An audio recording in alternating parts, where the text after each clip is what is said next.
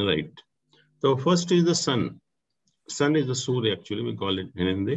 तो सन का जो मूवमेंट है जोडियक में, that is 1 degree per day. 1 degree per day. तो 1 डिग्री पर डे का मतलब एक राशि को क्रॉस करने में कितना टाइम लगना चाहिए? 1 डिग्री पर डे। और एक राशि कितने डिग्री की होती है? 30 डिग्री। 30 डिग्री। 30 डिग्री। तो एक राशि क्रॉस करने में 1 महीने का समय लगना चाहिए। एक राशि क्रॉस करने में 1 महीने का समय लगना चाहिए। और हमारी 12 राशियां हैं, 12 ही महीने होते हैं।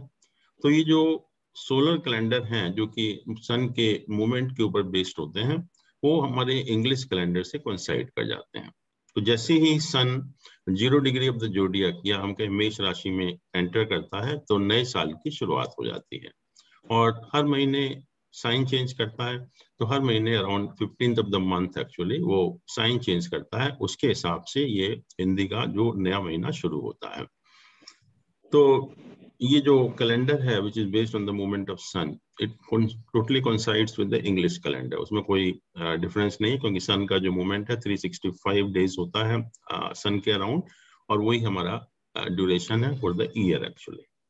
अब जब सन राशि परिवर्तन करता है, और आप देखिए कि जो सन 0 डिग्री या एरीज साइन में एंटर करता है, वो करता है अराउंड 15th ऑफ अप्रैल, 15 अप्रैल के आसपास में। भी 14 हो गया या 16 हो गया, but around 15th of April it enters into the Aries sign.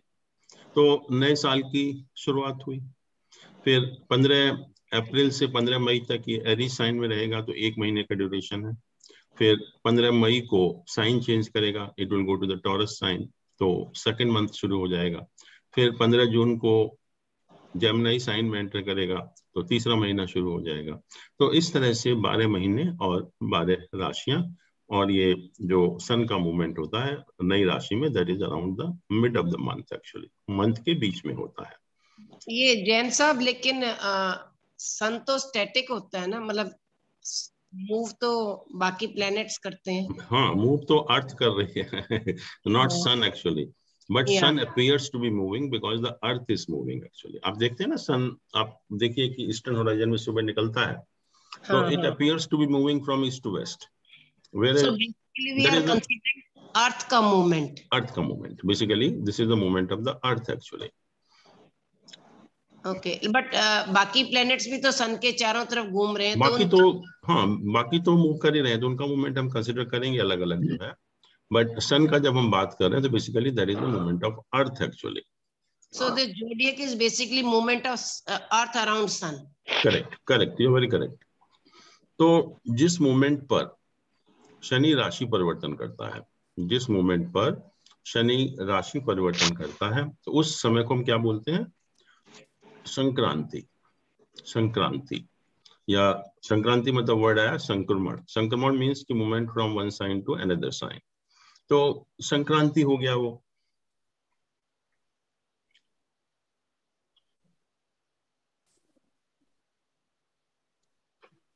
तो 12 राशियां हैं, तो साल में कितनी संक्रांति होंगी?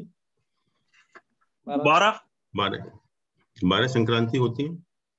और हर महीने के मिड में एक संक्रांति होती है, महीने के मिडिल के आसपास जो है, और उसको हम सेलिब्रेट करते हैं। जैसे हम लोग जब हाउस वार्मिंग करते हैं, नए घर में एंटर करते हैं, तो हम हाउस वार्मिंग करते हैं, सेलिब्रेट करते हैं। तो उसी तरह से हम, सन हमारा गॉड है, सन इज आवर लाइफ। तो जब सन का मूवमेंट एक राशि से दूसरी राशि में होता है, तो वी सेलिब्रेट दैट ओकेजन। और उस मूवमेंट पर हम जो सेलिब्रेट करते हैं, not in the form of entertainment because sun is the soul, तो हम स्पिरिचुअल और रिलीजियस एक्टिविटीज को करते हैं। उस टाइम में अपने गुरु के पास जाते हैं, कुछ पूजा पाठ करते हैं, दान करते हैं। वो सारे काम हम हर संक्रांति के दिन करते हैं। खास तौर से जैसे हम देखते हैं कि जैन रिलीजन में वो हम हर संक्रांति के दिन, मंजू जी को पता होगा कि हर संक्रांति के दिन हम अपने गुरु के पास जाते हैं और उसको हम सेलिब्रेट करते हैं पूजा पाठ के तौर पर। हाँ जी तो सर। तो साल में 12 संक्रांति हो गई। बट हम तो एक ही संक्रांति को जानते हैं, मकर संक्रांति। मकर संक्रांति। मकर संक्रांति का मतलब क्या हुआ कि जब सन मकर राशि में एंटर किया, मतलब कैप्रिकॉर्न साइन में जब सन एंटर करता है तो उस मोमेंट को मकर राशि बोलते हैं। अब क्वेश्चन ये है कि हम मकर संक्रांति को ही क्यों सेलिब्रेट करते हैं? बाकी भी तो 11 संक्रांति और भी हैं, उनको सेलिब्रेट नहीं करते। And why this Makar Sankranti has been given a special importance? तो उसके दो रीजन हैं, one is scientific and second is astrological. Scientific reason ये है कि मकर संक्रांति के आसपास मतलब around 14th of January, the distance between sun and the earth is minimum. सन और अर्थ के बीच का जो डिस्टेंस होता है वो सबसे कम होता है, और जुलाई के महीने में सन और अर्थ का डिस्टेंस सबसे ज्यादा होता है। सन हमको एनर्जी देता है, तो साइंटिफिकली ये प्रूव हो चुका है कि जो एनर्जी हमें सन देता है जनवरी के महीने में, वो 7% ज्यादा होती है as compare to what we get in the month of July actually.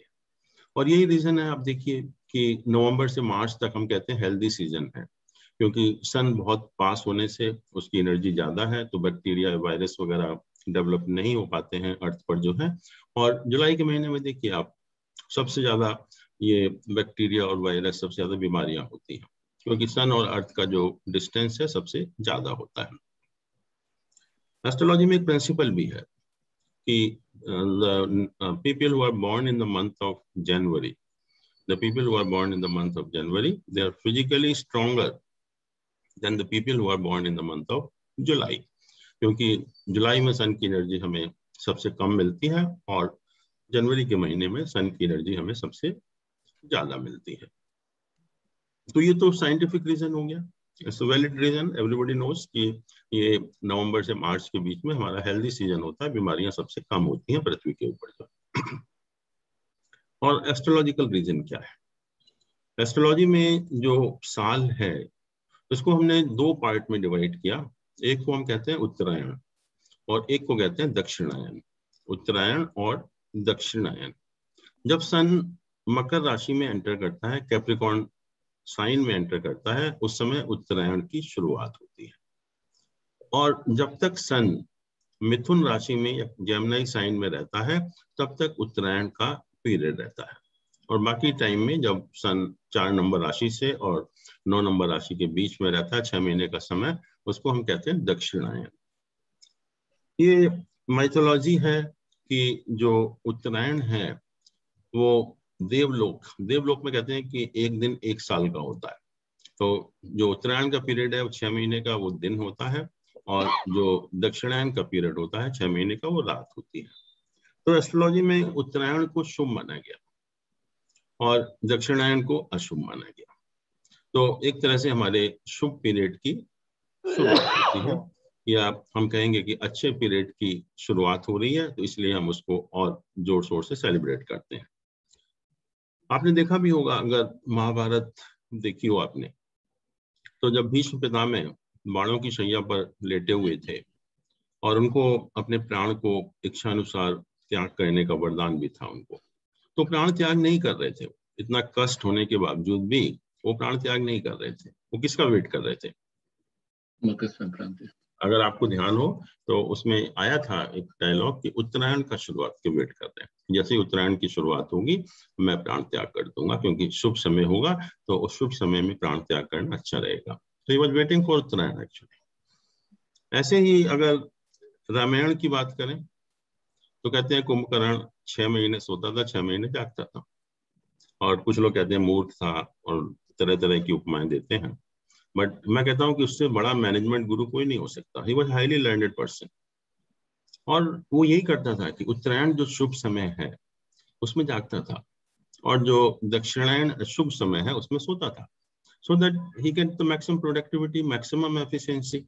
जो हमारा मैनेजमेंट का पर्पज ही है, वही तो पर्पज है हमारा, कि जो भी हमारे रिसोर्सेज हैं उनका ऑप्टिमम यूटिलाइजेशन हो, हमारी प्रोडक्टिविटी सबसे ज्यादा हो।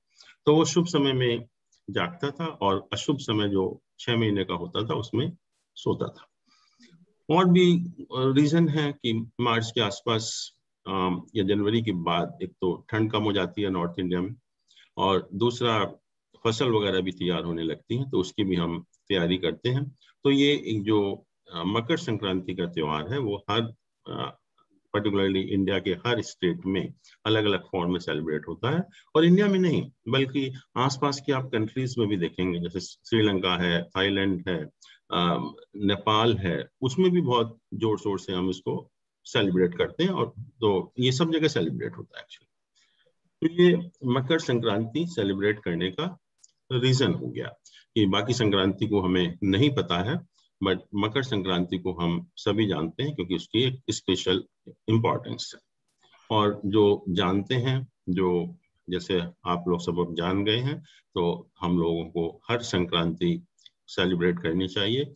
जैसे ही सन नई राशि में एंटर करता है तो that is the time of celebration. और जैसे मैंने कहा कि सन जो है महीने के मिडिल में अपना राशि परिवर्तन करता है, वो आप पंचांग से देख सकते हैं।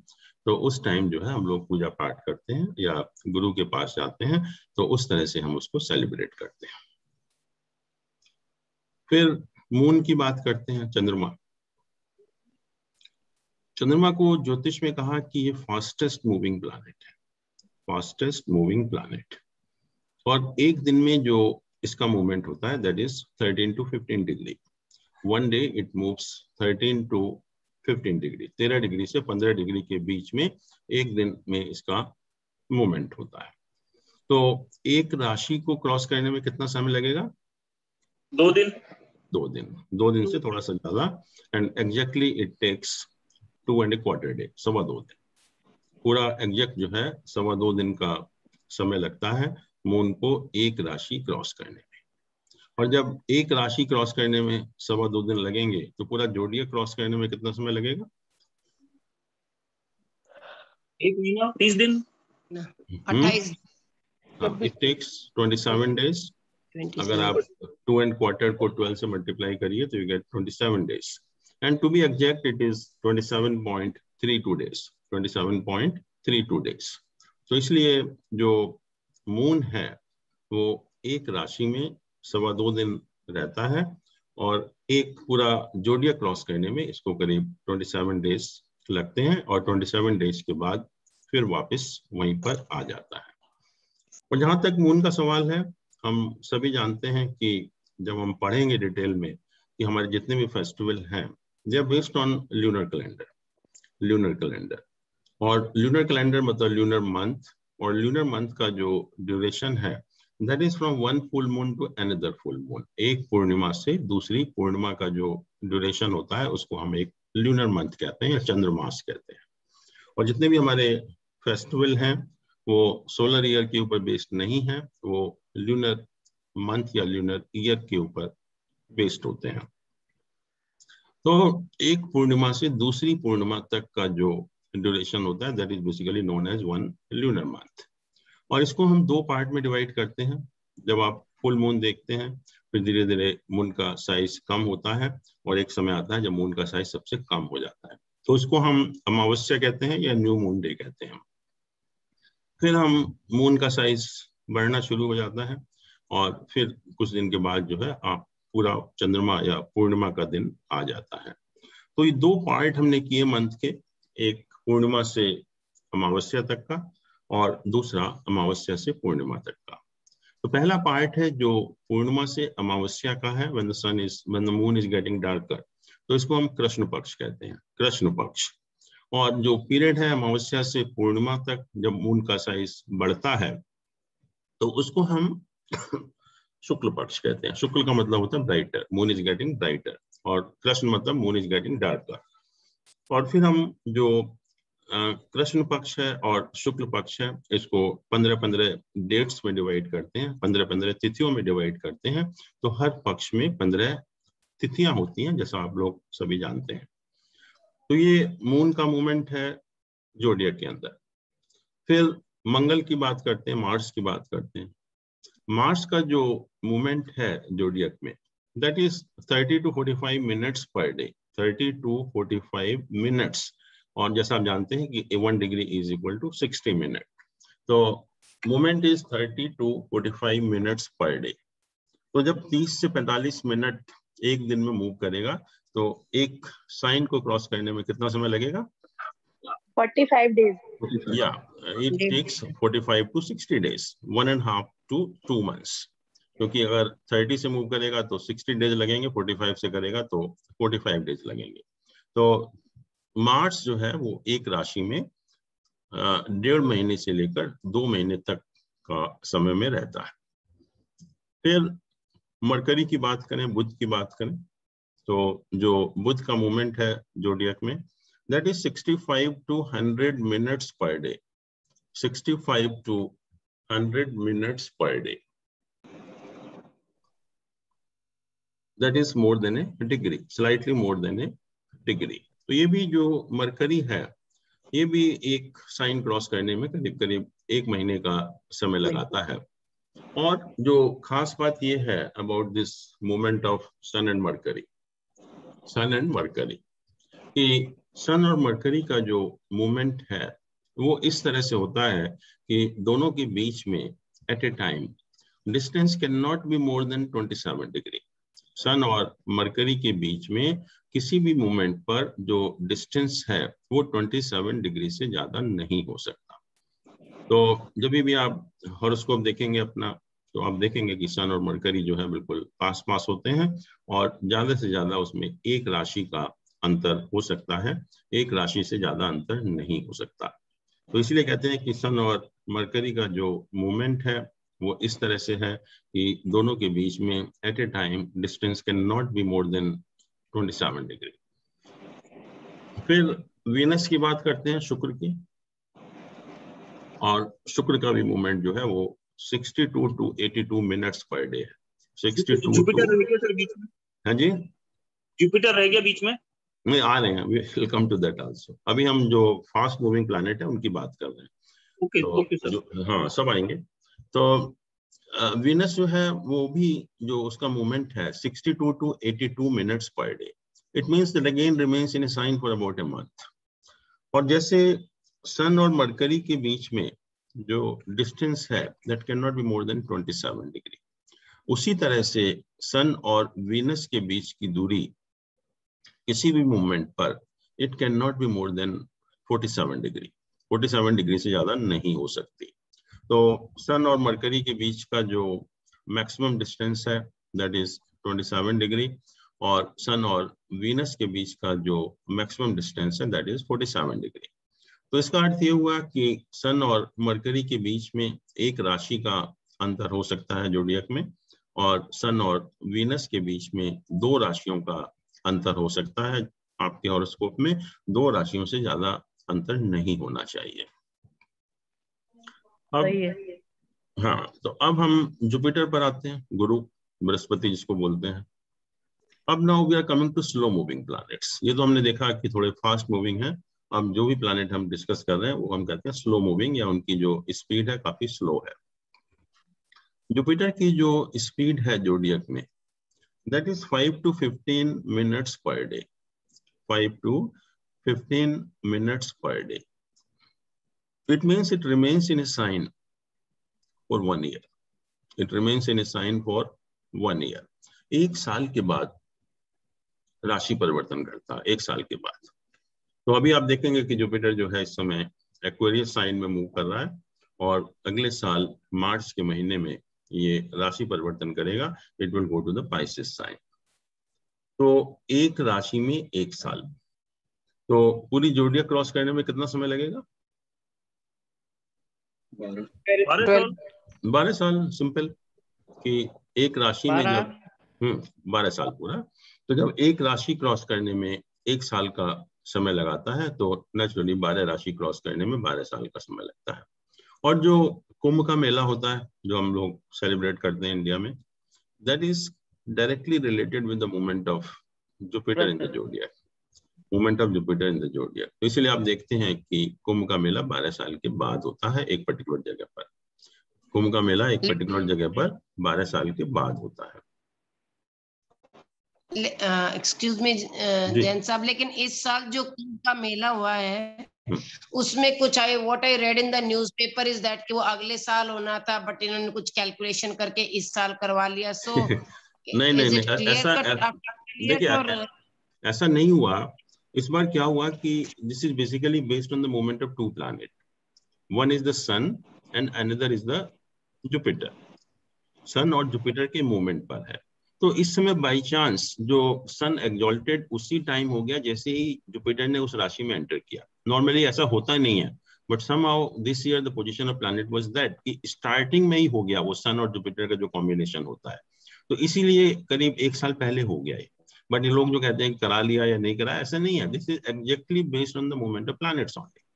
और जैसे मैंने कहा कुंभ का मेला 2 प्लैनेट का मूवमेंट है, एक सन और एक जुपिटर। तो बाई चांस इस समय इस साल सन और जुपिटर दोनों का जो एक पर्टिकुलर पोजीशन होती है वो साल के शुरू में ही हो गई। तो इसलिए वो कुंभ का मेला भी 1 साल जल्दी लगा कि आपको 1 साल जल्दी हो गया। लेकिन ऐसा नहीं है, कोई करा नहीं सकता उसको, because it is exactly based on the movement of planets only. वो बाई चांस कॉन्सिडेंस है कि कभी कभी ऐसा होता है कि शुरू में एकदम से वो कॉम्बिनेशन बन गया। No, but what was written is that they could have done it next year also. नहीं कर तो सकते, मतलब नहीं कर सकते। ऐसे आप देखेंगे, मैं आपको दिखा भी सकता हूँ कि जब कुंभ का मेला हुआ तो बाई चांस उसी टाइम शुरुआत में ही जो है वो सन और मून, सन और जुपिटर की पोजीशन वही बन गई, इसलिए ऐसा हुआ। तो ऐसा नहीं कि करा लिया या कर लिया, कोई नहीं करा सकता इसको, बट बाई चांस एक कॉन्सिडेंस था कि जो सन और जुपिटर एक पर्टिकुलर राशि में होने चाहिए वो शुरू में ही आ गए। तो जुपिटर का मूवमेंट एक राशि में 1 साल और 12 राशि क्रॉस करने में 12 साल का समय लगता है, और उसी के ऊपर कुंभ का मेला बेस्ड है, तो 12 साल के बाद होता है। फिर शनि की बात करते हैं, सैटर्न।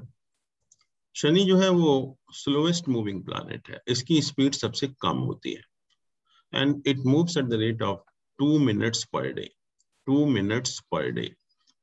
और जब हम 2 मिनट्स पर डे की बात करते हैं तो एक राशि में ये 2.5 साल का समय लगाता है। एक राशि क्रॉस करने में 2.5 ईयर्स का समय लगाता है। तो हर राशि में 2.5 साल के पीरियड में रहता है ये। जैसे शनि जो है जनवरी 2020 में मकर राशि में या कैप्रिकॉर्न साइन में एंटर हुआ था। अब now you will see on 29 April 2022 it will go to the next sign, that is the Aquarius sign. तो एक साइन में 2.5 साल, और एक साइन में 2.5 साल मतलब जोडियक क्रॉस करने में कितना समय?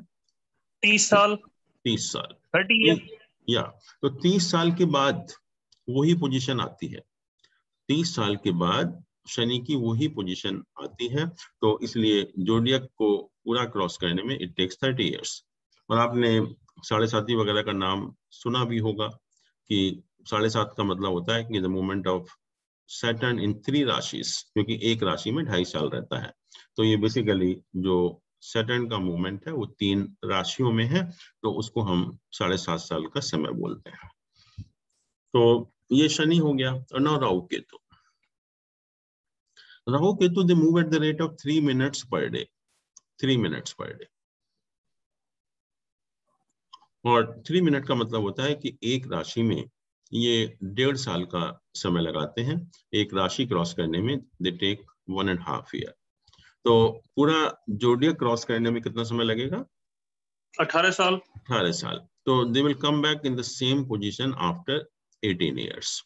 अब जो राहु केतु के बारे में जो खास बात है, पहली चीज तो यह है कि they are always opposite to each other, they are always opposite to each other. उन दोनों के बीच में हमेशा 180 डिग्री का डिफरेंस होगा, तो एक दूसरे के अपोजिट हैं। और दूसरा ये कि इनका जो मूवमेंट होता है वो हमेशा रेट्रोग्रेड होता है। रेट्रोग्रेड मतलब उल्टा चलते हैं ये लोग। बाकी प्लैनेट तो सीधे चलते हैं, लेकिन इनका जो मूवमेंट है वो वक्री होता है या रेट्रोग्रेड होता है ऑलवेज। जैसे आजकल राहु टॉरस साइन में है और केतु स्कॉर्पियो साइन में है। राहु टॉरस साइन में है और केतु स्कॉर्पियो, एक दूसरे से 180 डिग्री का डिफरेंस है। और जब नेक्स्ट चेंज होगा इनका मार्च 2022 में, तो Rahu will not go to sign number 3, it will go to sign number 1, क्योंकि इसका जो मूवमेंट है वो पीछे की तरफ हो रहा है, वक्री जिसको हम कहते हैं या रेट्रोग्रेड मोशन कहते हैं। तो ये हमेशा जो है वो रेट्रोग्रेड रहते हैं और एक दूसरे के अपोजिट होते हैं। तो this is all about the movement of different planets in the zodiac. So any question on this?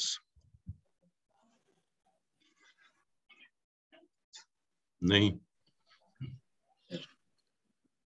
Then we go to the nakshatras. अभी हम लोगों ने साइन पढ़े, राशियां पढ़ी. Then we talked about planets. Now we go to the nakshatra, or we call them constellations. nakshatra. जैसे zodiac को अगर हम 12 इक्वल पार्ट्स में डिवाइड करते हैं, जोडियक को अगर हम 12 इक्वल पार्ट्स में डिवाइड करते हैं, तो we get 12 signs of the zodiac and each sign is of 30 degree.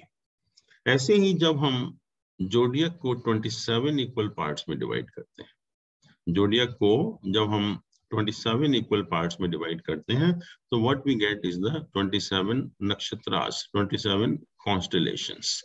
और जब हम 360 डिग्री को 27 से डिवाइड करेंगे तो हाउ मच वी गेट, कितना आएगा? 13 degree 20 minutes. We get 13 degree and 20 minutes. तो each constellation is of 13 degree 20 minutes. ठीक है, तो एक जो कॉन्स्टेलेशन नक्षत्र है उसका जो स्पैन है दैट इज 13 डिग्री 20 मिनट्स, और एक राशि का जो स्पैन है दैट इज 30 डिग्री। तो इसका मतलब एक राशि में कितने नक्षत्र होने चाहिए? 2.25 एग्जैक्टली 2.25 नक्षत्र। और हमने अभी देखा कि मून जो है एक राशि क्रॉस करने में 2.25 दिन का समय लगाता है। अभी हमने देखा कि मून जो है एक राशि क्रॉस करने में 2.25 दिन का समय लगाता है। तो इसका मतलब एक नक्षत्र क्रॉस करने में कितना समय लगाएगा? एक राशि में 2.25 नक्षत्र, एक राशि में 1 डे, एग्जैक्टली 1 डे। तो it means every day moon will change the नक्षत्र, हर दिन नए नक्षत्र में होगा। और 27 नक्षत्र होते हैं, तो 27 डेज लगता है पूरा जोडियक इसको क्रॉस करने में। तो नक्षत्रों के नाम लेट अस सी।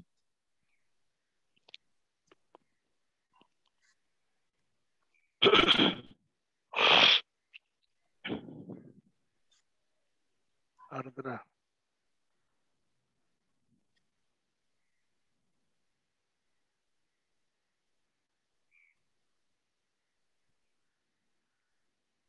अश्विनी।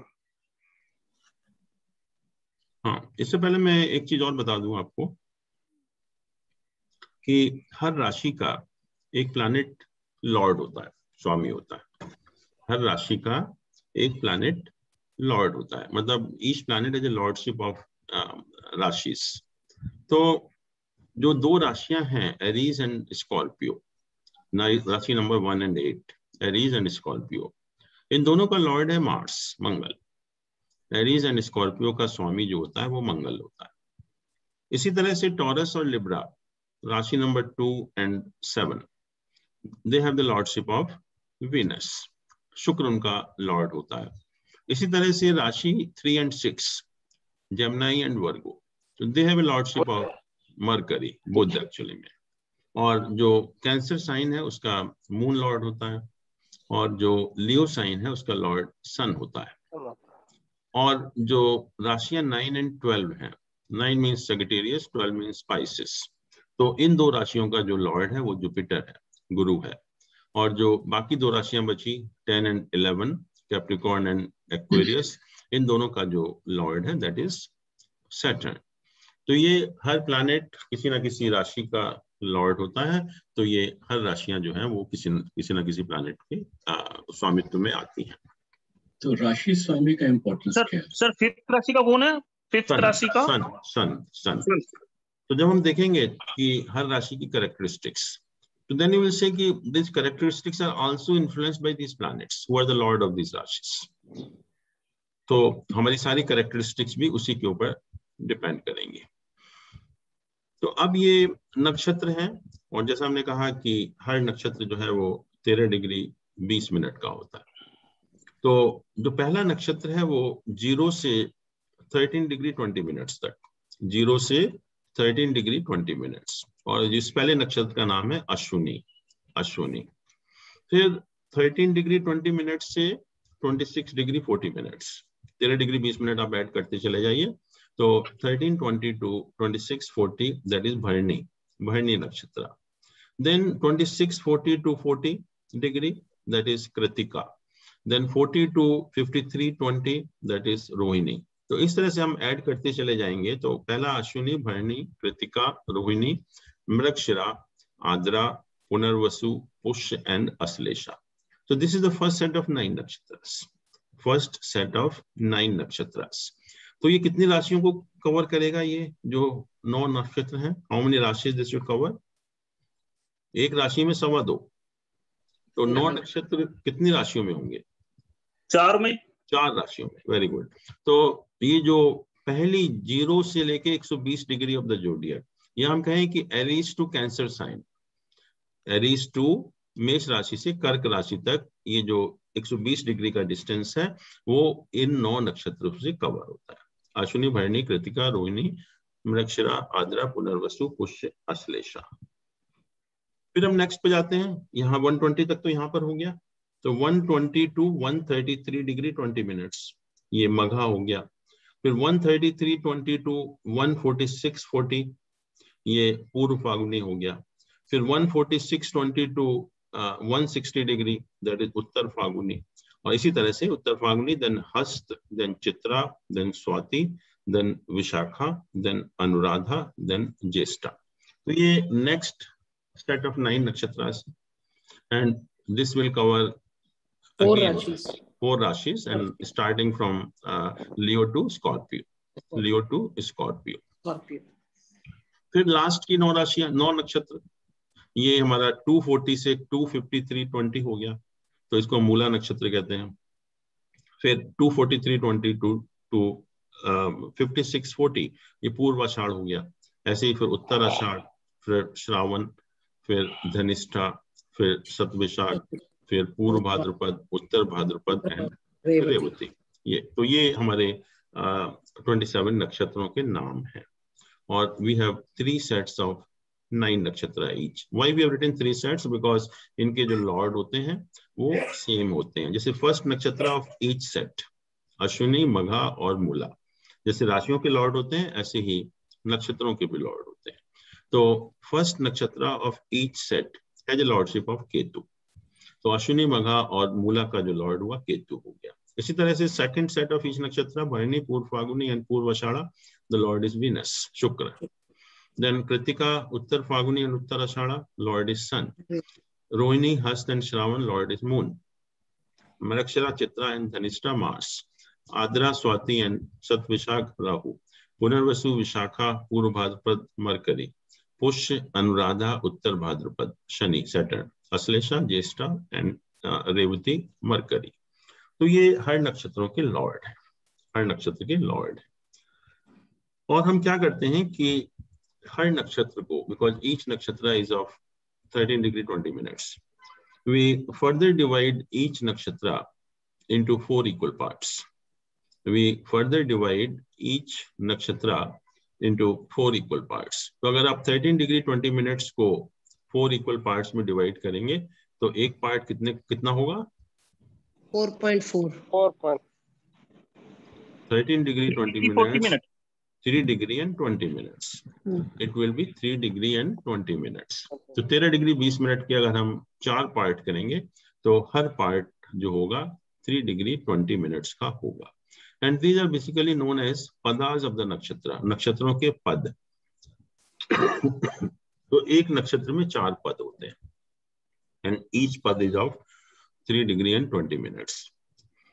और अगर हम देखें कि हमने जोडियक को कितने पार्ट में डिवाइड कर दिया अभी तक, जोडियक हमारा कितने पार्ट में? हाँ जी सर 27 नक्षत्र, 27 into 4 27 108 108. So we have divided the zodiac into 108 equal parts.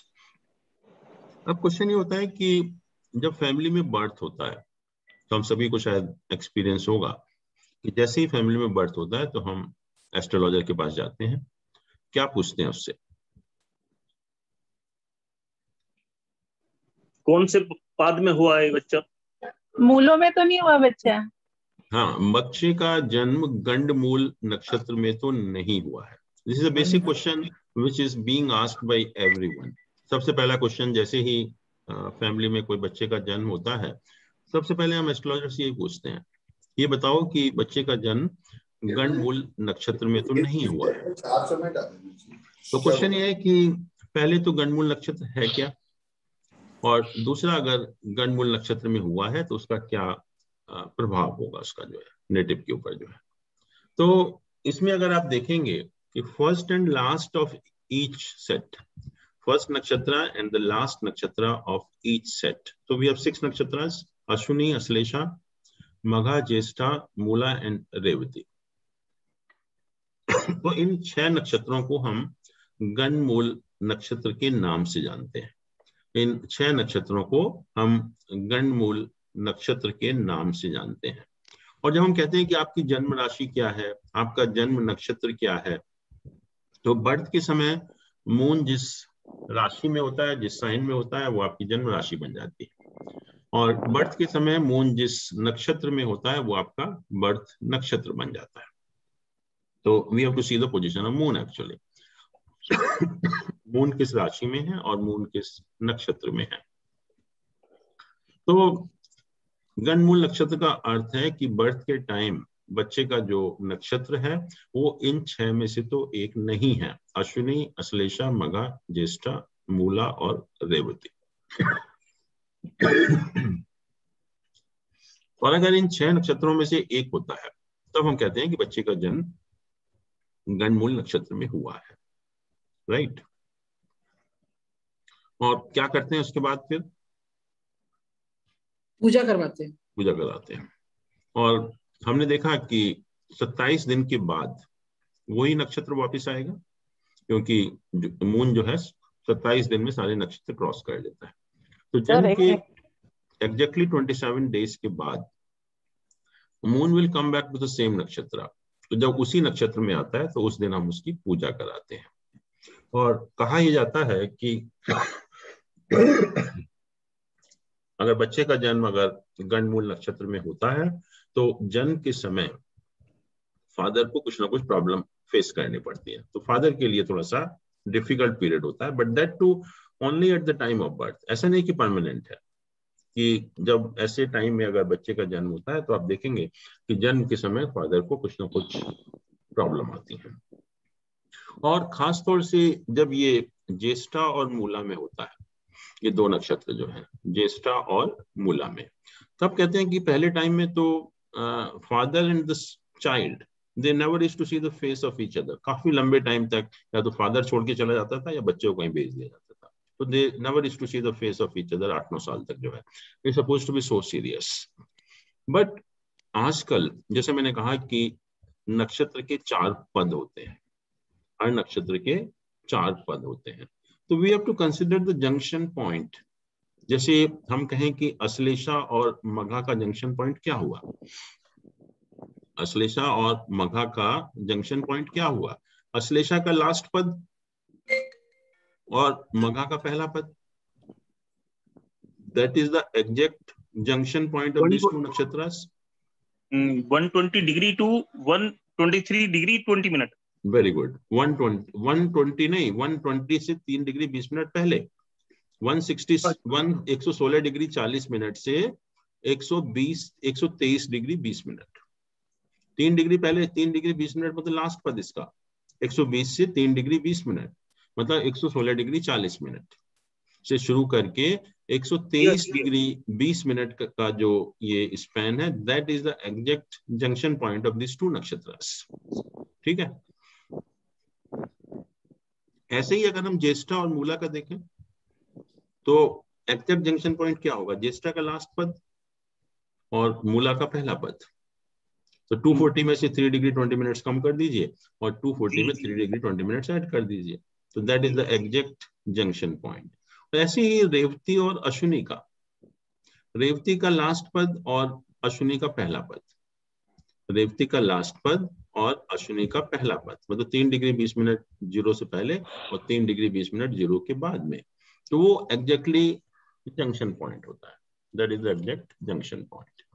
तो कहते हैं कि अगर बर्थ वाकई में ही जंक्शन पॉइंट पर है तो इसे कॉज ऑफ कंसर्न, और अगर जंक्शन पॉइंट पर नहीं है तो उसका बहुत ज्यादा कोई खराब प्रभाव नहीं पड़ता है। तो इसलिए जब भी अब ये बात होगी गणमूल नक्षत्र की, तो you have to see whether it is exactly at the junction point और नॉट। अगर जंक्शन पॉइंट पर है then it's a cause of worry, और अगर जंक्शन पॉइंट पर नहीं है फिर आपको ऐसी कोई खास पूजा वगैरह कराने की जरूरत नहीं होती है। तो ये इस तरह से हम ये गणमूल नक्षत्र को देखते हैं, और ये 6 नक्षत्र हैं, अश्विनी, अश्लेषा, मघा, ज्येष्ठा, मूला और रेवती, जिनको हमने गणमूल नक्षत्र कहा। ये तो बर्थ के टाइम हो गया। अब जब फैमिली में कोई डेथ होती है तभी भी हम भागते हैं एस्ट्रोलॉजर के पास, क्या पूछते हैं उससे? सर पंचक, या पंचक में तो डेथ नहीं हुई है, पंचक में तो डेथ नहीं हुई है। जब भी आपने देखा होगा जब फैमिली में कोई डेथ होती है तो हम लोग बहुत कंसर्न होते हैं कि जल्दी से मालूम करो कि पंचक तो नहीं चल रहे हैं, पंचक में तो डेथ नहीं हुई है। तो पहली चीज तो पंचक है क्या, और दूसरा अगर पंचक में डेथ हुई है तो उसका क्या इफेक्ट होने वाला है। पहली चीज तो panchak is nothing to do with the 5, क्योंकि हमारा एक माइंड सेट बना हुआ है कि पंचक में डेथ होगी तो 5 डेथ और होंगी, तो वो दिमाग से बिल्कुल निकाल दीजिए, because Panchak does not mean 5, it means only A group of 5 nakshatras, it only indicates group of 5 nakshatras. और जो 5 नक्षत्र हैं वो लास्ट वाले हैं, रेवती पूरा, और Uttar Bhadrapada, Purva Bhadrapada, Shatabhisha and second half of Dhanishta, second half of Dhanishta. In fact कितने हो गए? 4.5 नक्षत्र हो गए। 5 नक्षत्र कवर हो जाते हैं तो इसलिए इसका नाम पंचक रखा गया, ए ग्रुप ऑफ 5 नक्षत्रास। तो 4.5 नक्षत्र हैं ये। तो ये 4.5 नक्षत्र कौन सी राशियों को कवर करेंगे? लास्ट के जो 4.5 नक्षत्र हैं किन राशियों को कवर करेंगे? कुंभ को और एक्वेरियस, धनु से मीन। बिल्कुल ठीक है, नहीं धनु नहीं, एक्वेरियस एंड पाइसेस। एक्वेरियस से पाइसेस, हाँ, क्योंकि एक राशि में 2.25 नक्षत्र होते हैं, सर। तो 2 राशियों में 4.5 नक्षत्र हो गए। तो ये जो लास्ट की 2 राशियां हैं एक्वेरियस एंड पाइसेस, तो पंचक जब होता है जब मून जैसे ही एक्वेरियस साइन में एंटर करता है, मून जैसे ही एक्वेरियस साइन में एंटर करता है तो पंचक की शुरुआत हो जाती है, और जैसे ही जब तक पाइसेस साइन में रहता है जब तक पंचक चलते हैं। तो ये कितने दिन का पीरियड हुआ? 54 डेज। कितना? 54 डेज। 54? 5 डेज, 4.5 दिन, 4.5, 4.5 नक्षत्र हैं, 4.5 नक्षत्र हैं ये। यस तो यस, सॉरी हाँ, तो ये 4.5 दिन का period in every lunar month, her lunar month में 4.5 दिन का जो पीरियड होगा, जब शनि मून जो है इन 4.5 नक्षत्रों में रहेगा, तो उसको हम पंचक का पीरियड बोलते हैं। आप पंचांग पता नहीं आपके पास है या नहीं है, but you have to you can buy some panchang. तो पंचांग से आप डेली पोजीशन ऑफ प्लैनेट भी देख सकते हैं, और भी बहुत सारी चीजें लिखी होती हैं पंचांग के अंदर, तो you should make it a practice to look into the panchang also. तो पंचांग में लिखा होता है कि पंचक शुरुआत इस तारीख को इतने बजे और पंचक समाप्त इस तारीख को इतने बजे। तो ये हर महीने हमें 4.5 दिन का पीरियड मिलेगा, जिसको कि हम पंचक कहते हैं। अब पंचक चल रहे हैं तो क्या होगा?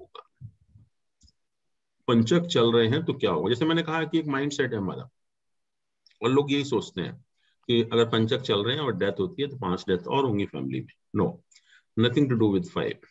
और इस हम लोग करते भी हैं। आप देखो जब इस टाइम में डेथ होती है तो एज ए सिंबॉलिक 5 पुतले भी जलाते हैं उस टाइम जो है। अब पता नहीं क्यों जलाते हैं, क्योंकि nothing to do with 5 actually, but एक प्रैक्टिस है या माइंड सेट है या लोगों को नॉलेज नहीं है, तो वो 5 पुतले जला देते हैं उसके साथ में जो है। But panchak is nothing to do with 5। तो पहली चीज तो यह है कि पंचक को शुभ समय नहीं माना जाता। पंचक के दौरान हम कोई भी शुभ काम नहीं करते हैं। जैसे कोई शादी है, गृह प्रवेश है या कोई भी अच्छा काम करना है तो पंचक के दौरान हम नहीं करते। तो panchak is not the auspicious time, पहली चीज। तो अपने आप हम पंचक के पीरियड में कोई भी शुभ काम नहीं करते हैं। पंचक के पीरियड में कोई भी शुभ काम नहीं करते हैं। फिर कहा कि अगर अपने आप कुछ शुभ या अशुभ काम हो जाता है, अपने आप अगर शुभ या अशुभ काम हो जाता है तो that is likely to be repeated in the near future, कि उसकी संभावना है कि नियर फ्यूचर में दोबारा से वो रिपीट होगा, दोबारा से रिपीट होगा। और आपने बहुत बार देखा होगा कि एक फैमिली में डेथ होती है पंचक के दौरान, तो 1-2 दिन के अंदर किसी और रिलेशन की डेथ हो जाती है। इट्स वेरी कॉमन एक्चुअली कि अगर पंचक में अगर डेथ होती है तो एक डेथ और हो जाती है। ऐसे ही अगर हमें कुछ फायदा हुआ इस पीरियड में अपने आप, तो भी कहते हैं कि वो फायदा जो है और होगा आपको जो है। तो पहली चीज तो यह है कि अपने आप हम कोई भी शुभ काम पंचक के पीरियड में नहीं करते हैं। और अगर अपने आप स्वतः ही कोई अगर शुभ या अशुभ काम, लाभ या हानि हो जाती है, तो वो लाभ या हानि जो है that is likely to be repeated in the near future. और आप देखिए इवन जो जनता कर्फ्यू लागू किया था हमारे प्राइम मिनिस्टर जी ने last year somewhere in the month of March actually, तो उस टाइम पंचक चल रहे थे। उस टाइम जो है पंचक चल रहे थे, तो एवरीबॉडी सेड कि this will continue, this will continue. अभी पिछले दिनों में सुशांत सिंह राजपूत की डेथ हुई थी, उसका आप डेथ का टाइम देखिए, उस टाइम भी पंचक चल रहे थे। And next day we got a news कि his sister in law also died actually, next day जो है। तो ये पंचक का इफेक्ट है कि 4.5 दिन का समय हर महीने कोई शुभ काम हमें नहीं करना है। और अगर अपने आप कोई शुभ या अशुभ काम हो जाता है तो that is likely to be repeated in the near future. और हम इसको 5 से कोई रिलेशन नहीं है, 5 का मतलब तो सिर्फ ये है कि ये 5 नक्षत्रों से कनेक्शन है इसका, दैट्स ऑल। तो ये हमारा नक्षत्र है कि हमें देखना पड़ता है कि कौन सा प्लैनेट किस नक्षत्र में है, क्योंकि आजकल जो प्रेडिक्शंस होती हैं वो नक्षत्र बेस्ड होती हैं कि कौन सा नक्षत्र है, उसका लॉर्ड क्या है, उसकी पोजीशन आपके हॉरोस्कोप में कैसी है। तो ये नक्षत्रों के बारे में हो गया। इसमें कोई क्वेश्चन, कोई डाउट?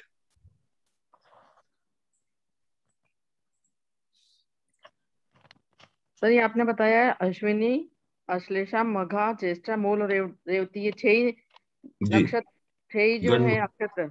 हाँ गण मूल है, मतलब इनमें सब जो जन्म होता है उनमें मूल, जो एक हमको सुना था पहले कि मूल ही होता है। नहीं नहीं, मूल नहीं है। दिस इज नोन एज गंड मूल नक्षत्र, नॉट मूल नक्षत्र। नेम इज गंड मूल।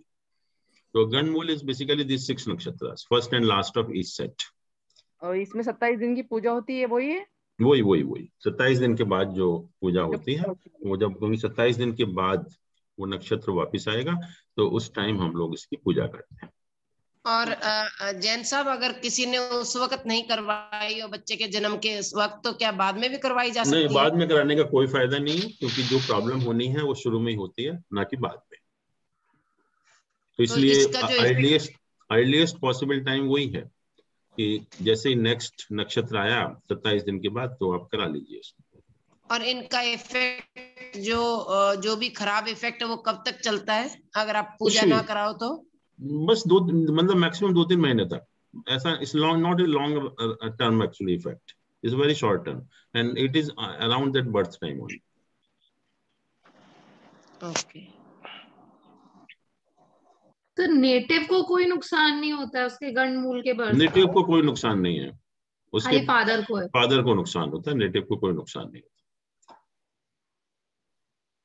Thank you sir.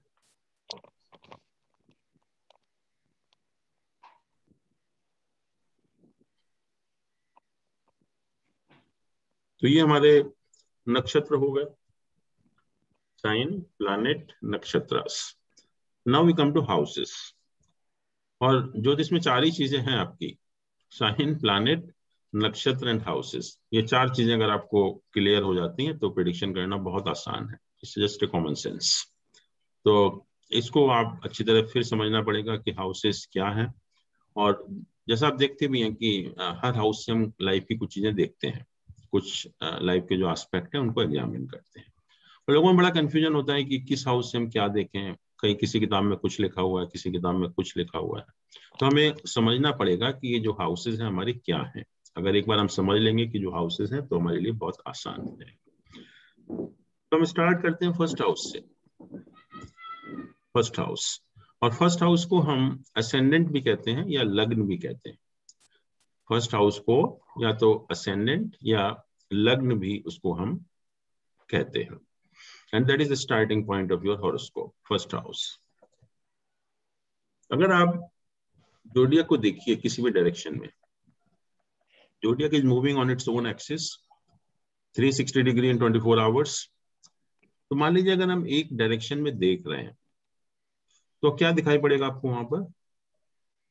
जोडियक को अगर हम एक पर्टिकुलर डायरेक्शन में देख रहे हैं तो जोडियक तो मूव कर रही है और 24 आवर्स में 360 डिग्री मूव करती है। तो अगर हम एट ए पर्टिकुलर पॉइंट को देखते रहें तो what do we see in that direction?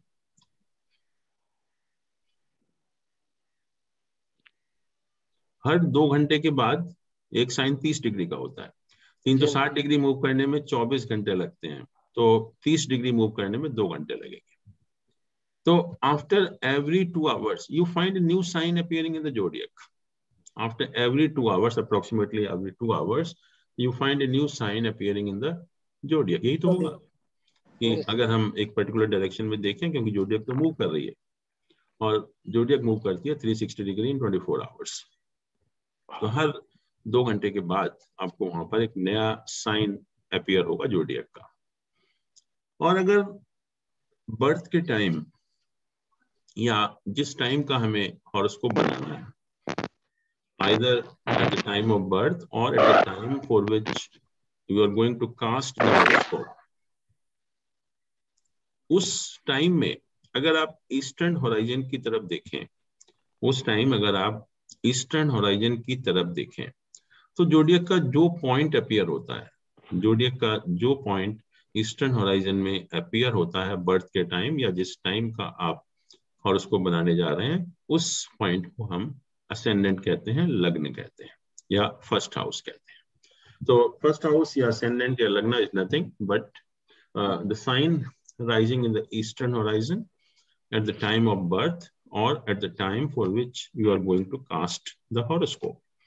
तो जन्म के समय या जिस टाइम का आपको हॉरोस्कोप बनाना है उस टाइम आप ईस्टर्न होराइजन में देखिए और ईस्टर्न होराइजन में जो भी साइन अपीयर होता है उस साइन को हम असेंडेंट कहते हैं। और अगर हम हॉरोस्कोप को देखें थोड़ा सा,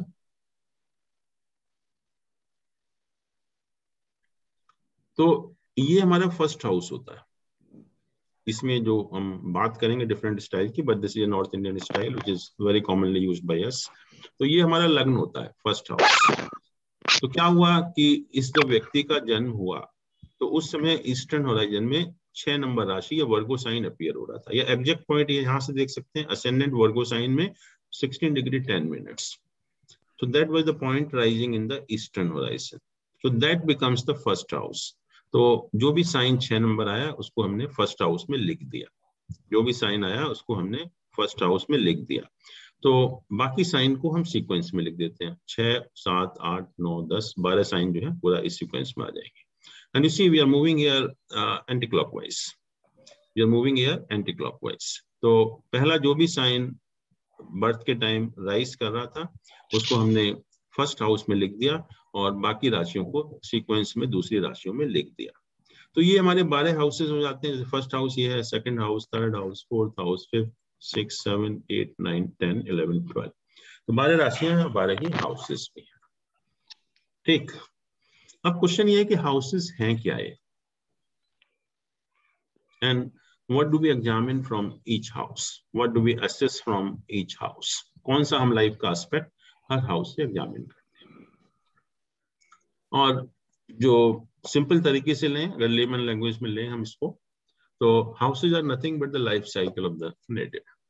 हमारा जो जन्म से लेके बर्थ तक का जो लाइफ साइकिल है वो ये हाउसेस रिप्रेजेंट करते हैं। और जिस दिन आप ये समझ लेंगे कि हमारा लाइफ साइकिल क्या है, तो हमें ये हाउस की सिग्निफिकेशन देखना बहुत आसान हो जाएगा। हम बड़ी आसानी से मालूम कर सकते हैं कि हमें किस हाउस से क्या देखना है, किस हाउस से क्या देखना है।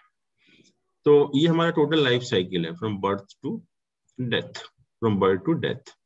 तो फर्स्ट हाउस है, फर्स्ट हाउस क्या होगा? हम दुनिया में आए, we come as a body,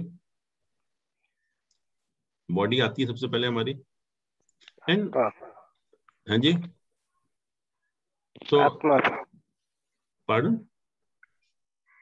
sir, soul. हाँ, नहीं, body means everything, soul, mind and everything actually. so we come as a body actually. So everything connected with the body, everything connected with the body, आपका nature है, health है, temperament है, complexion है, physical built up है, या आपका aptitude है, या मेंटल स्ट्रेंथ है, एवोकेशन है, डिटर्मिनेशन है, जो भी चीजें हैं बॉडी से कनेक्टेड, वो हम फर्स्ट हाउस से देखते हैं। Because first house is your body, because we come in the form of body actually. फिर जब बॉडी के रूप में आ तो गए हम, now what do we need?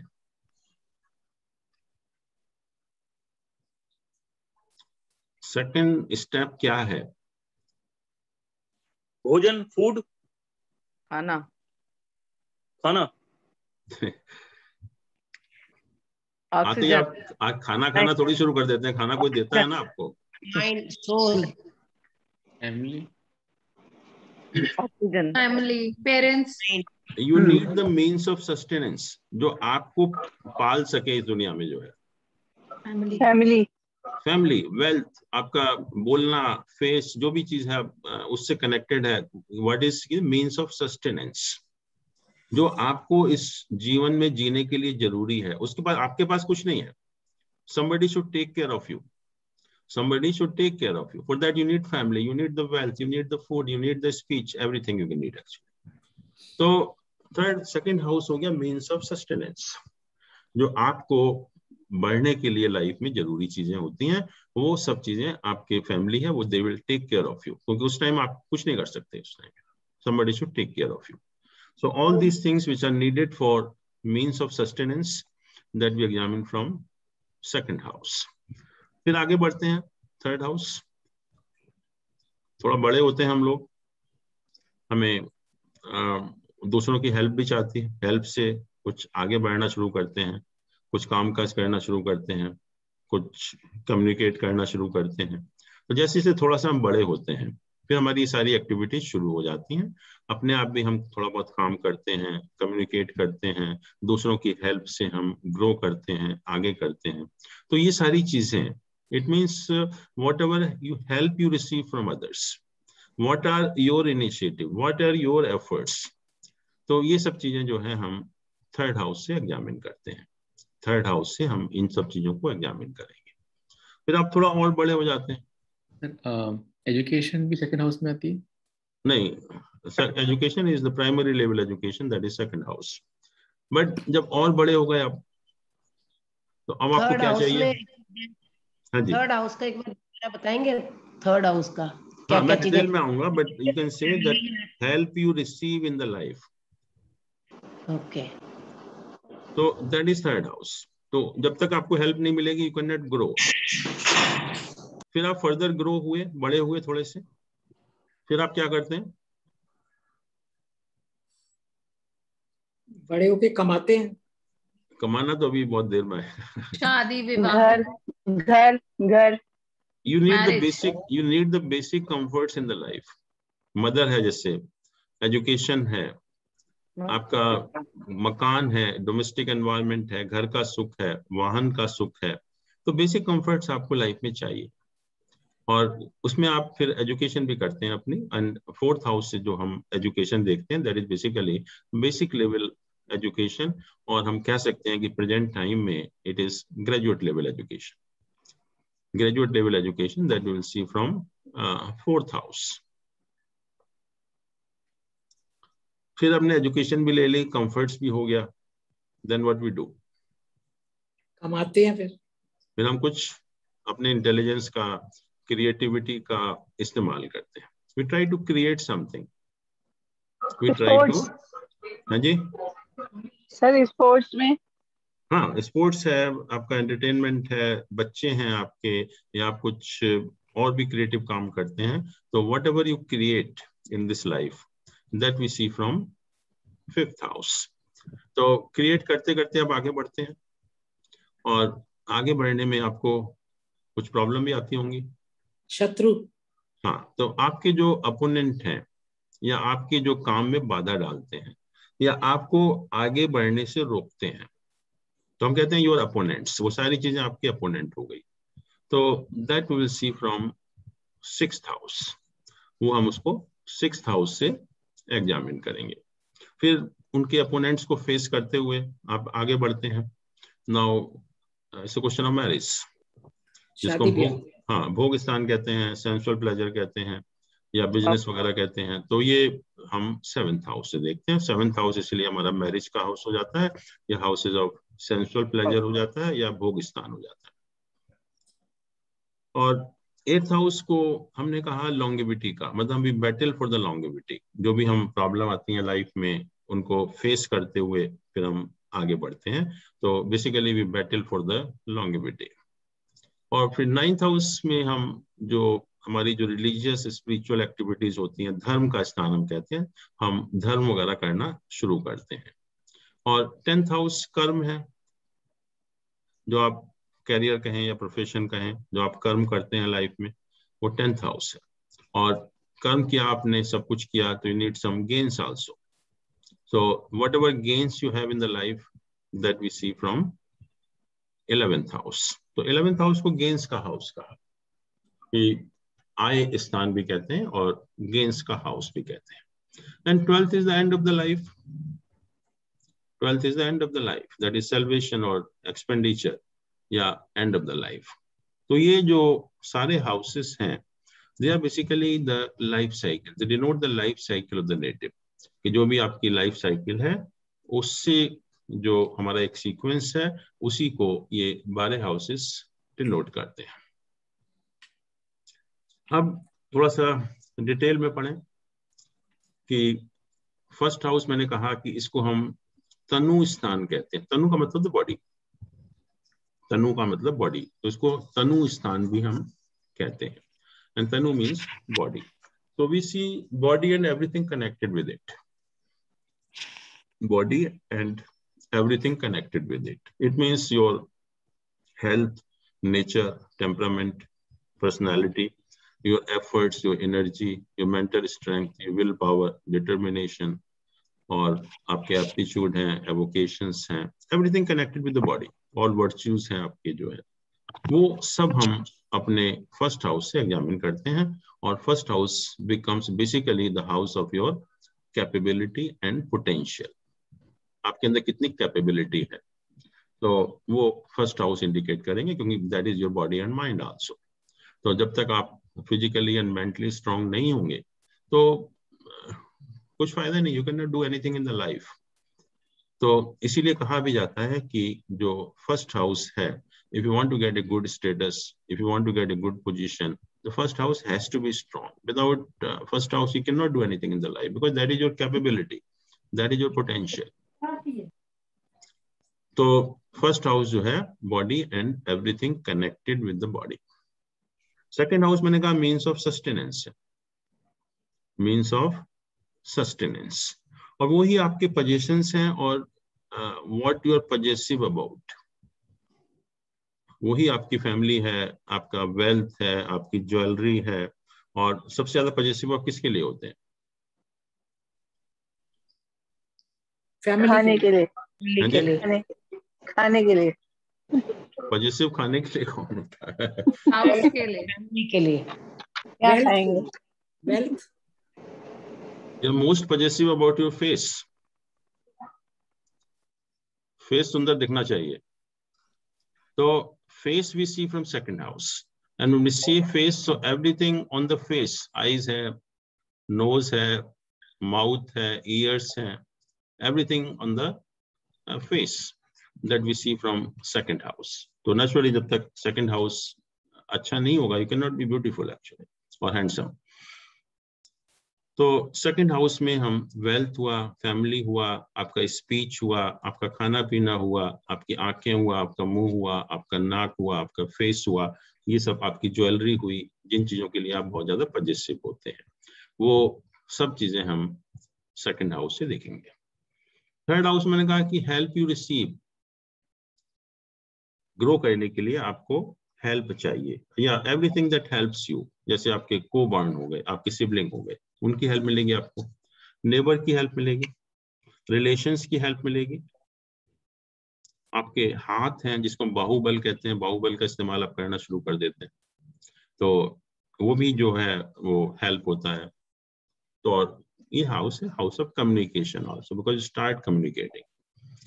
तो फर्स्ट हाउस को तो हम तनु स्थान कहा मैंने, और सेकंड हाउस को कहा धन स्थान, because basically wealth is to be seen from second house.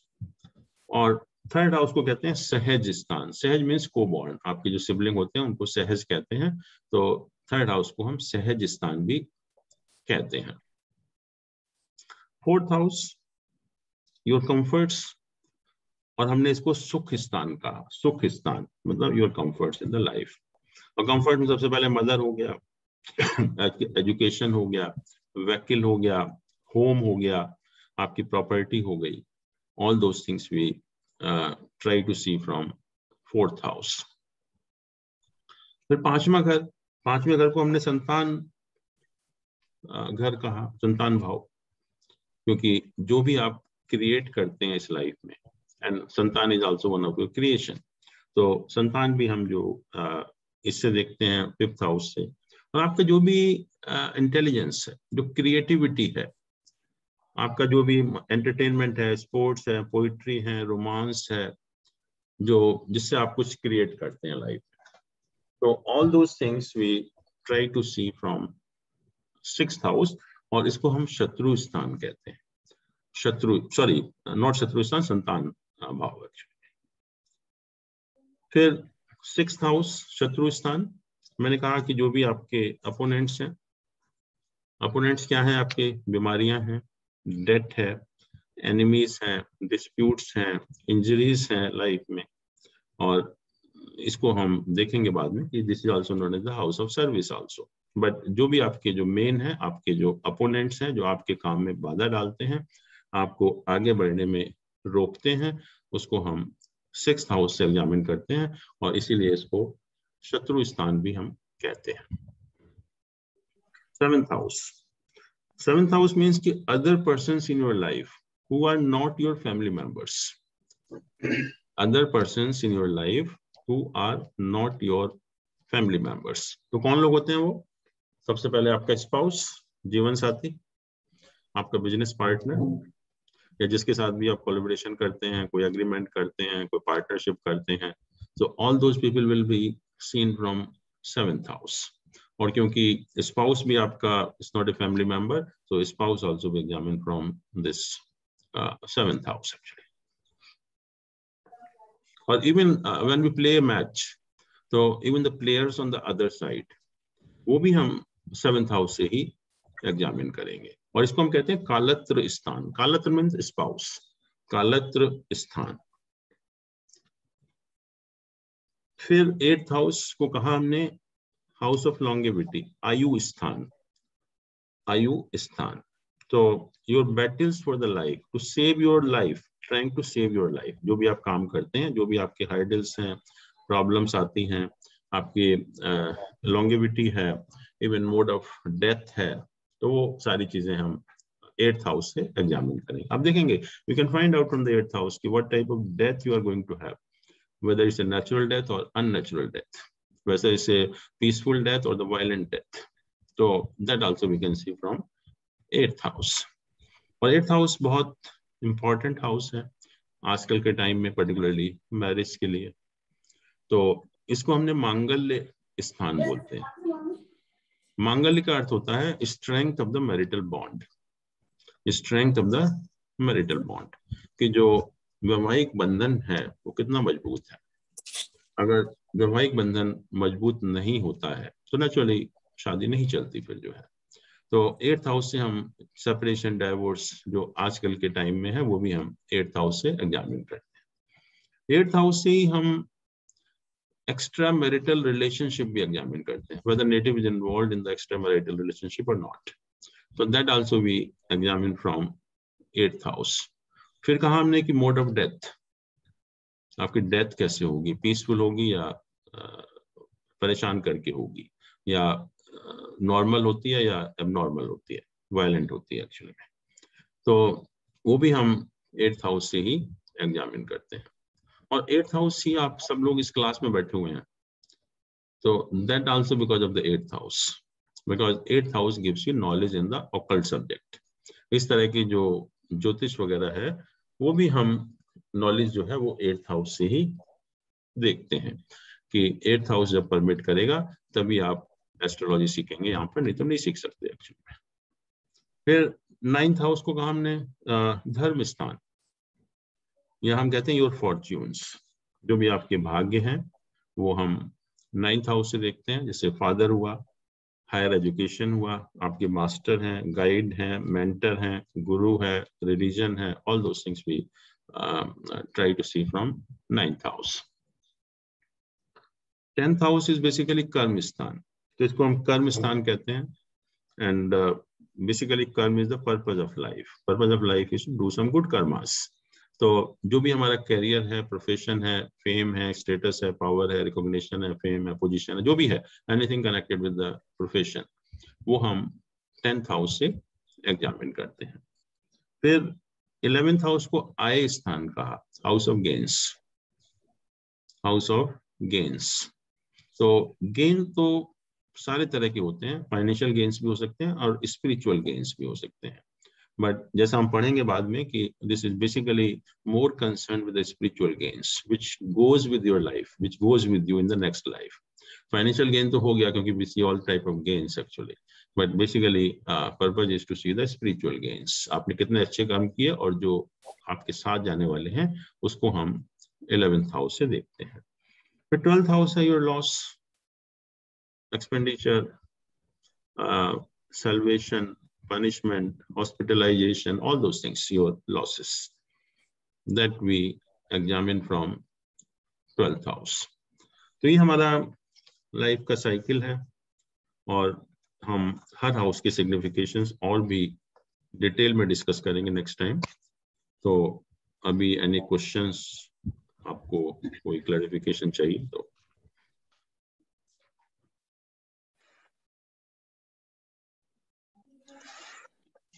Sir आज तो रिवीजन करना है तो अभी तो जैसे कि हम देखते हैं किसी किसी हॉरोस्कोप में काफी सारे भाव जो है खाली होते हैं जी, तो उससे क्या पता लगता है? जैसे एजुकेशन वाला ही मान के चलते हैं, अगर वो खाली है तो इसका मतलब पढ़ेगा ही नहीं या क्या है? नहीं, हम भाव ऐसे नहीं देखा जाता खाली है भरा हुआ है। भाव को देखने के 3 तरीके हैं। एक तो प्लैनेट कौन से एसोसिएटेड है, प्लैनेट उसमें हो भी सकते हैं और प्लैनेट उसको एस्पेक्ट भी कर सकते हैं, वो देखेंगे हम कैसे एस्पेक्ट करते हैं। Second, we see the position of lord of that house, उस लॉर्ड की क्या पोजीशन है। And third, we will examine the significator of that house, that also we will discuss कि वो क्या होता है। तो इन तीनों को जब हम कंबाइन करते हैं then we make an assessment about the house. तो खाली भरे होने से कुछ फर्क नहीं पड़ता। सर जेल को किसी हाउस से देखते हैं? हाँ जी सर, जेल जाना, jail imprisonment, imprisonment we see from 12th house. Sir अगर कोई किसी लिटिगेशन है तो उसको 7th में देखेंगे या 8th में? Litigation we will see from 6th house. Litigation we will see from 6th house, but when you're talking of punishment or jail, that we will see from 12th house. But sir, whenever we are playing against somebody, then it is 7th house. Correct. Suppose you are playing a match. Sir, whenever we are gambling? No, gambling is the 6th house. Yes, sir. ये भी पता चल जाता है sir कि कौन gambling करेगा कौन नहीं करेगा? हाँ बिल्कुल, सब चीजें पता लगती हैं इससे जो है।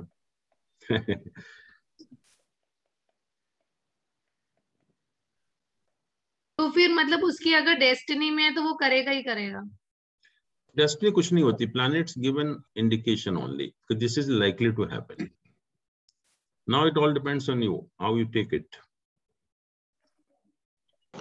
अब जब हम बाहर जाते हैं तो एक वेदर फोरकास्ट होता है, day to hourly weather forecast, तो हम एक दिन पहले देख लेते हैं कि ये होने वाला है, तो हम घर तो नहीं बैठ जाते, हम क्या करते तैयारी हैं, कर लेते हैं, डे को एडजस्ट तैयारी करते हैं कर उसी हिसाब से, and we are able to do all the things actually. तो ये तो इंडिकेशन दे रहे हैं प्लैनेट कि इस तरह की पॉसिबिलिटी है, तो आप अपना चेंज करिए अपने आप को थोड़ा सा, और भगवान ने आपको सारी शक्ति दी है चेंज करने के लिए। तो हम मतलब in spite of our destiny we can do things. या व्हाई नॉट, यही तो एस्ट्रोलॉजी कहता है, you are the master of your own fate. In spite of the planets you born under. Planet तो एक बता रहे हैं कि ये पॉसिबिलिटी है। अगर मान लो किसी का बर्थ हुआ और हमने देखा कि इस व्यक्ति को हार्ट एलिमेंट की सीरियस प्रॉब्लम हो सकती है लाइफ में, ठीक है, तो अगर हम शुरू से ही ध्यान रखें, उसका खाना पीना, रहना सहना, योगा मेडिटेशन या मेडिकल हेल्प की जरूरत पड़े तो शुरू से अगर करें, फिर क्यों होगी प्रॉब्लम? ये तो आपको इंडिकेशन दे दिया, कोई ऐसी साइंस नहीं है जो आपको इंडिकेशन कर दे बर्थ के टाइम कि आपके साथ ये हो सकता है। आपको तो बर्थ के टाइम आगाह कर दिया, तो अगर आपके पास बहुत टाइम है अपने आप को संभालने का, लेकिन हम लोग नहीं संभालते। लेकिन अगर कोई हम मतलब दूसरों को भी वो कर सकते हैं, जैसे फैमिली मेंबर्स को भी आगाह कर सकते हैं, बिल्कुल, और उनको चेंज कर सकते हैं। Naturally family member should do, कि अगर बच्चे का कुछ ऐसा है तो बचपन से ही उसको ठीक करिए। आपको मान लो गैस्ट्रिक प्रॉब्लम है तो आप क्या करते हो? घूमना फिरना शुरू करते हो, एक्सरसाइज करते हो, तो ठीक हो जाते हो आप। तो वही चीज यहाँ पर है, तो आपको इंडिकेशन मिल गया कि आपके साथ ऐसा हो सकता है, दैट्स ऑल। सर ये जो आज आपने मूवमेंट्स बताए कि ये इतने डिग्री का है, मुझे बहुत मुश्किल लगा, वो अच्छे से पढ़ने के लिए क्या करें? जो मैंने आपको भेजा है वो पीपीटी भेजा है, एक बुक्स का भी पीपीटी भेजा है, तो उसको भी आप रेफर कर सकते हैं। ठीक है, ये जो आज बताया सर, जो इतने डिग्री मूवमेंट है और जो नक्षत्र है, वो बहुत टफ टॉपिक है, मतलब फॉर बिगिनर्स लाइक मी। नहीं टफ नहीं है, एक बार पढ़ेंगे आपको तो याद हो जाएगा। तो उसके लिए वही पीपीटी और बुक देखें, वो जो हाँ, दोनों हैं आपके पास। ठीक है, तो ये जैन साहब ये मेमोराइज करना पड़ेगा, ये मतलब नक्षत्रों के नाम, हाँ नक्षत्रों के नाम है, राशियों के नाम है, प्लैनेट के नाम है, ये तो याद करने पड़ेंगे, इतना तो कम से कम करने पड़ेगा। और डिग्रीज भी याद करनी पड़ेंगी। डिग्री काय के लिए? जो आप बता रहे थे ये गंडमूल के टाइम पर कि ये इस डिग्री के बीच में इसमें होगा, डिग्री और आपको मालूम है कि 13 डिग्री 20 मिनट का एक नक्षत्र होता है, तो जंक्शन पॉइंट देखना है, 3 डिग्री 20 मिनट आगे, 3 डिग्री 20 मिनट पीछे, तो मैं याद क्या करना इसमें? हाँ, समझना है, याद नहीं करना, समझना है उसमें। सर आपने बताया जो शत्रु जो 6th हाउस है उसमें इलनेस देखते हैं जी, और जो 12th हाउस है उसमें आपने बताया हॉस्पिटलाइजेशन देखते हैं। करेक्ट। लिंक नहीं है इलनेस और हॉस्पिटलाइजेशन? नहीं, क्या लिंक क्या है? मान लो बीमारी आपको कोई होती है तो जरूरी तो नहीं है कि हॉस्पिटलाइजेशन होगा आपका। तो इन केस कोई ऐसी बीमारी होती है कि हॉस्पिटलाइजेशन जरूरी है, तो then we see the 12th house. Normal बीमारी है कि आप किस बीमारी से पीड़ित रहेंगे, तो वो हम 6th हाउस से देखते हैं। अच्छा, और शुरू में आपने बताया था कि हम लोग देखते हैं लेकिन हम लोग किसी का डेस्टिनी चेंज नहीं कर सकते, बट अभी हमने समझा कि slowly if we treat it nicely we can change it, so अगर हम एफर्ट्स करेंगे तो काफी हद तक हम उसको कंट्रोल कर सकते हैं। कंट्रोल कर सकते हैं, ओके।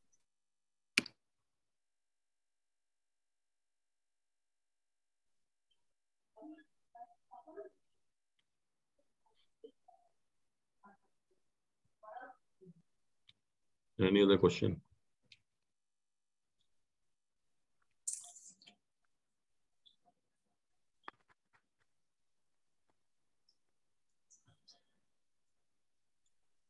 और वो पीपीटी आप देखिए, और जो बुक का पीपीटी है उसको भी आप एक बार, सॉफ्ट कॉपी है वो, उसमें देख सकते हैं उसमें। सर एक और डाउट है, जी। थर्ड हाउस में आपने बताया सहज स्थान है जो, उसमें रिलेशनशिप्स से हमें हेल्प कैसे मिलेगी। हाँ। और एक है सेवेंथ हाउस सहज स्थान, जहाँ पे आपने बताया कि हमारे रिलेशंस कैसे रहेंगे आउटसाइड द फैमिली, राइट? हाँ, मतलब seventh house is the all the people who are not your family members, उनको एग्जामिन करने के लिए हम सेवेंथ हाउस, रिलेशन तो फैमिली मेंबर हो गए आपके। अदर पर्सन से बताया जी। Seventh house.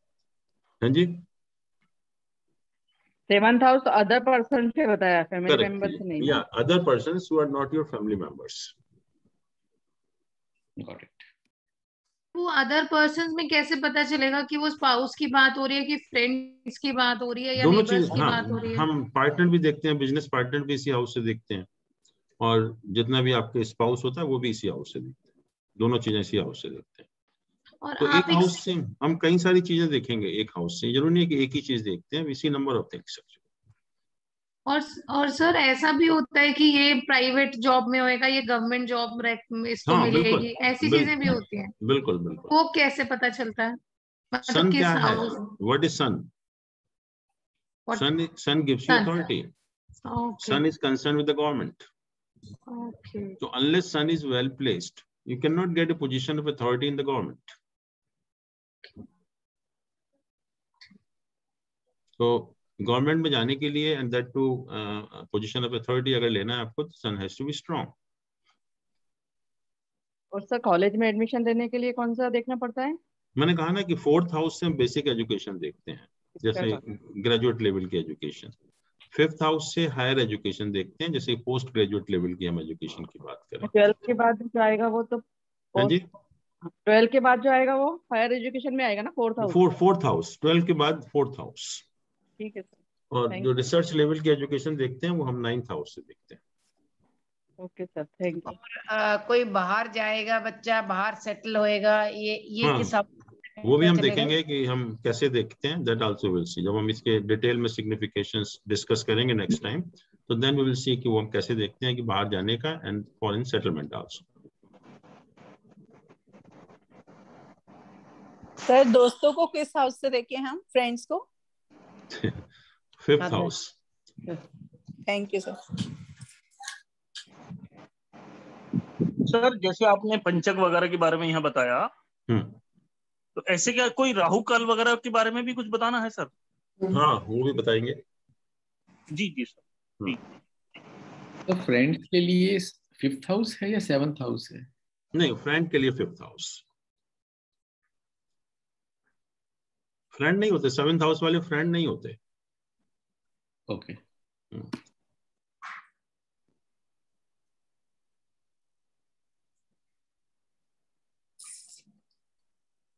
वो तो relationship is with the purpose, तो वो अलग है। ओके। तो फ्रेंड भी दो तरह के होते हैं, एक ओपन फ्रेंड होते हैं, एक जो क्या बोलते हैं उसको, सीक्रेट फ्रेंड्स होते हैं। ऐसे ही ओपन एनिमीज होते हैं, एक सीक्रेट एनिमीज होते हैं। एक तो ओपन एनिमीज है, आपको पता है कि मेरा दुश्मन है, और एक सीक्रेट एनिमी जो आपको नहीं पता कि ये मेरा दुश्मन है लेकिन आपको नुकसान पहुंचा रहा है। ऐसे ही फ्रेंड होते हैं ओपन फ्रेंड, आपको मालूम है कि हमारे लिए दोस्त है, हमारे लिए अच्छा सोचेगा। एक होता है सीक्रेट फ्रेंड, कि आप कोर्ट में गए और आपने, जज ने आपको शक्ल से देखा और उसके मन में आया कि चलो इसको केस कर देते हैं, या आपने गवर्नमेंट में कोई फाइल पुटअप की, एक की अप्रूव हो जाती है कि नहीं अप्रूव होती, तो that is basically secret friend, कि वो अपने आप काम हो जाता है आपका। ये दोनों एक ही हाउस में आते हैं, पहचाने जा सकते हैं। हाँ जी, सीक्रेट एनिमीज की फिर कोई पहचान हो सकती है? हाँ, वही मैं बताया कि वो जैसे 6th हाउस से हम ओपन एनिमीज देखते हैं, तो 12th हाउस से हम सीक्रेट एनिमीज देखते हैं। 5th हाउस से ओपन फ्रेंड देखते हैं, उसके अपोजिट 11th हाउस से हम सीक्रेट फ्रेंड्स देखते हैं। नो, उससे सिर्फ ये पता चलेगा कि आपके सीक्रेट एनिमीज हैं। बिल्कुल। बट कौन है ये नहीं कुछ पता चलेगा। नहीं, वो कैसे पता लगेगा? मतलब you have to deal with them very cautiously actually। ये पता लगेगा कि हाँ ये एनिमी हो सकता है आपका जो है। सीक्रेट फ्रेंड्स के लिए कौन सा हाउस बताया सर? हाँ जी, सीक्रेट हाउस के लिए कौन सा, सीक्रेट फ्रेंड्स के लिए कौन सा हाउस बताया? Open friend is 5th house and secret friend is 11th house. Open enemy is 6th house, secret enemy is 12th house.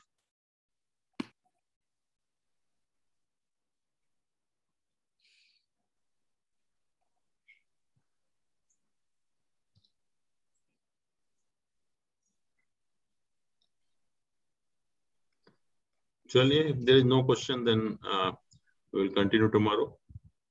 We will discuss the houses and other things actually in detail. Okay then. Thank you so much. Good night. Thank you, sir. Thank you, sir. Thank you, sir.